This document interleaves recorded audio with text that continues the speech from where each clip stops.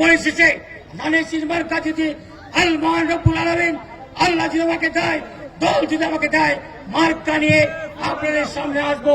দয়া করে আমি একজন মুসলিম, আমি অত্যাচারিত নির্যাতিত, আমি আপনাদের সহযোগিতা চাই, আমি আপনাদের কাজ করতে চাই।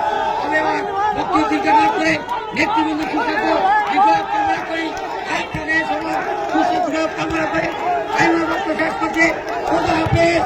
বাংলাদেশ জিন্দাবাদ, বাংলাদেশ জাতীয়তাবাদী জিন্দাবাদ, শহীদ জওয়ান জিন্দাবাদ, ভারপ্রাপ্ত চেয়ারম্যান তারেক রহমান জিন্দাবাদ, জিন্দাবাদ, জিন্দাবাদ। আসসালামু